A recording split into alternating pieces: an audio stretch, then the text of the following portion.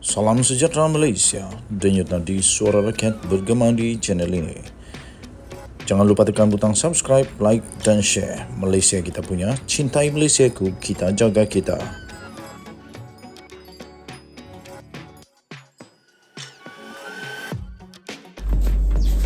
Salam sejahtera Malaysia. Selamat pagi tuan-tuan dan puan yang dihormati sekalian. Ada kejutan besar dalam rombakan kabinet. Kejutan besar yang tak siapa pun menyangka benda ini boleh berlaku di dalam rombakan kabinet pada kali ini, ya tuan-tuan dan puan-puan yang dihormati sekalian.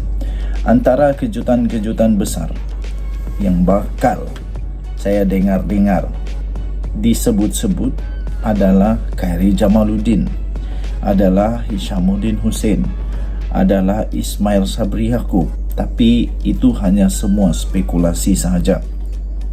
Antara kejutan yang selalu disebut-sebut yang kononnya bakal akan menjelma pada senarai yang akan keluar ini, kononnya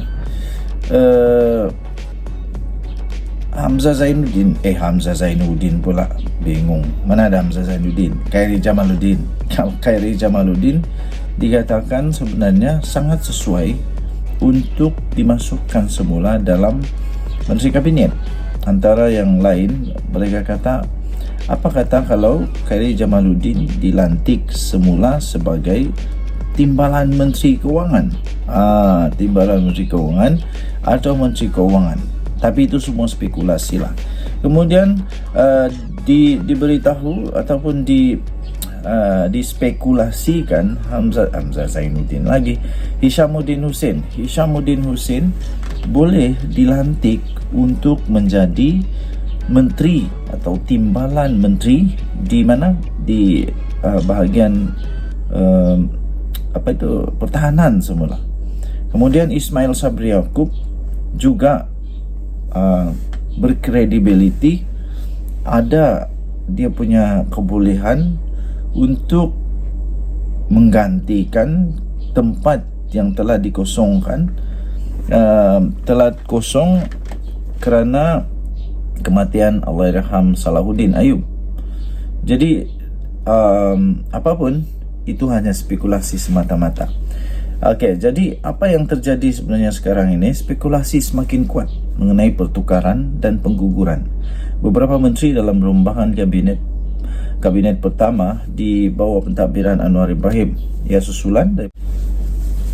susulan daripada upacara istiadat pengurniaan surat cara pelantikan serta istiadat mengangkat sumpah menteri dan setia sumpah simpan rahsia oleh Menteri Persekutuan yang dijadualkan akan berlangsung pada hari ini pukul 3 petang ini. Sumber Malaysia Gazette berkata akan berlaku kejutan besar pada rombakan kabinet pada kali ini, termasuk pertukaran portfolio. Selain itu, ada kementerian yang diselaraskan atau dibahagi dua. Apa yang difahamkan, bagi Kementerian Perdagangan Dalam Negeri dan Kos Sara Hidup KPDN yang pernah diterajui oleh Allahyarham Datuk Seri Salahuddin Ayub akan disandang oleh Naib Presiden Amanah Adli Zahari yang juga Timbalan Menteri Pertahanan. Jadi itu yang pertama. Kedua, Menteri Kesihatan Dr. Zaliha Mustafa juga akan bertukar portfolio, mungkin ke kementerian wilayah yang akan dinaik taraf. Tetapi macam-macam boleh berlaku kerana ramai berpendapat Dr. Zaliha sesuai dengan jawatan sekarang dan beliau perlu diberikan peluang lebih lama menerajui kementerian berkenaan. Dengarnya masih ada rundingan lagi. Nama Datuk Seri Johari Ghani pula disebut-sebut untuk menerajui Kementerian Komunikasi dan Digital. Nama beliau sebelum ini disebut untuk menjawat jawatan Menteri Kewangan, Kementerian Kewangan, namun rasanya tidak ada sebarang perubahan dalam perkara itu. Kementerian ini juga mungkin pemisah bidang kuasa dengan kemunculan Gobind Singh Deo, dulu mantan Menteri Komunikasi. Timbalan Menteri Pembangunan Kerajaan Tempatan Akmal Nasir mungkin akan diangkat naik jadi menteri penuh, manakala ada kementerian yang akan diselaraskan. Antaranya Kementerian Air dan Alam Sekitar yang diterajui oleh Nik Nazmi, manakala Kementerian Tenaga dan Sumber Asli pula Datuk Seri Fadilah Yusof katanya. Malaysia Gazette juga difahamkan tidak ada perubahan. Tidak ada perubahan dalam Kementerian Pendidikan yang sedang diterajui oleh Fadilah Sidek. Tidak akan ada perubahan kerusi-kerusi yang diterajui oleh UMNO atau DAP, ujar sumber tersebut. Katanya, wujud desas-desus pelantikan individu profesional untuk menjadi Menteri Kewangan kedua. Setakat malam. Salam sejahtera Malaysia, denyut nadi suara rakyat bergema di channel ini. Selamat pagi tuan-tuan dan puan-puan yang dihormati sekalian. Saya masih berada di Korea sekarang ini. Ini hari ke-8 di Korea. Dah lama lagi mau balik Sabah sudah. Rindu juga negara Malaysia. Sekarang jam berapa di Korea? Di Korea sekarang jam 7.40 di Korea. Sejuk dia di sini lebih kurang dalam 2 darjah Celsius sekarang, atau kosong ke 2 darjah Celsius sekarang di tempat saya berada. Okey. PRK Kemaman yang akan dilaksanakan pada 28 November ini. Menurut berita-berita, dengar-dengar cerita, menurut kabar-kabar angin yang saya terima pada ketika ini menyatakan bahawa nampaknya sekarang ini BN sedang berada sangat rapat dengan PAS sekarang. Berada sangat rapat dengan PAS. Jadi sebenarnya mengikut penganalisis politik, mengikut pemerhati politik di seluruh Malaysia, menyatakan bahawa tidak mustahil untuk Barisan Nasional menang semula di bekas kubu kuat Barisan Nasional ini. Dan menurut saya juga tidak ada yang mustahil, dan saya fikir memang benar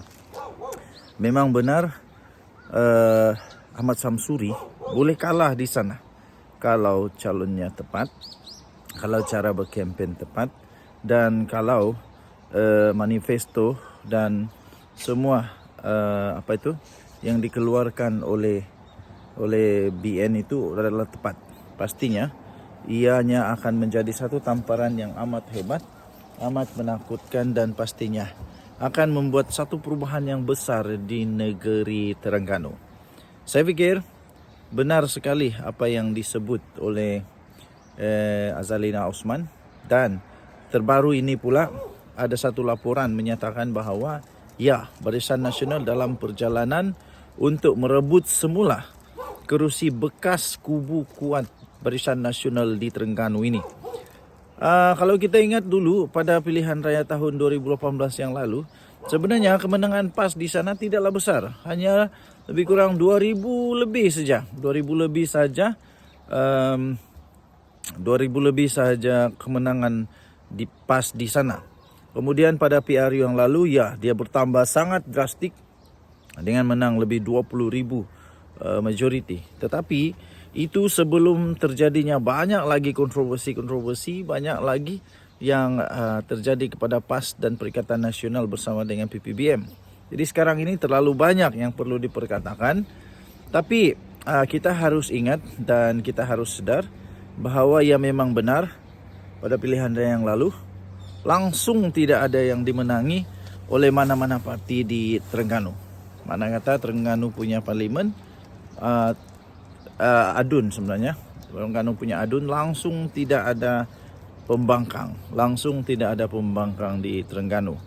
Jadi adakah parlimen pada kali ini boleh dimenangi oleh Barisan Nasional? Itu menurut yang saya punya kajian, belum pasti boleh menang sebenarnya, tapi boleh menang. Tiada yang mustahil untuk mereka Barisan Nasional menang di Kemaman ini.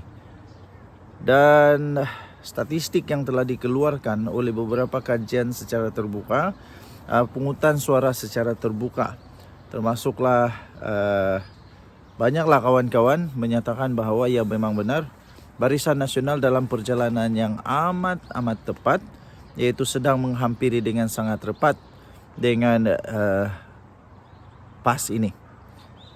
Okey, jadi Ahmad Samsuri dalam masalah yang besar juga kalau dia kalah. Adakah dia pun akan didesak untuk letak jawatan selepas ini kalau dia kalah? Biasalah. Sekarang ini satu trend terbaru, ledakan terbaru apabila kau kalah, kau didesak untuk letak jawatan kerana didakwa tiada lagi kepentingan, tiada lagi kuasa, tiada lagi majoriti, tiada lagi yang dapat memberikan kekuatan lah, tiada lagi mandat yang cukup hebat. Itu memang sudah sekarang jadi sudah jadi tren sekarang lah. Jadi kita tengoklah kalau Ahmad Samsuri kalah nanti, adakah dia akan didesak untuk dipaksa untuk bersara atau berletak jawatan, berundur. Denyut Nadi Suara Rakyat bergema di channel ini. Jangan lupa tekan butang subscribe, like dan share.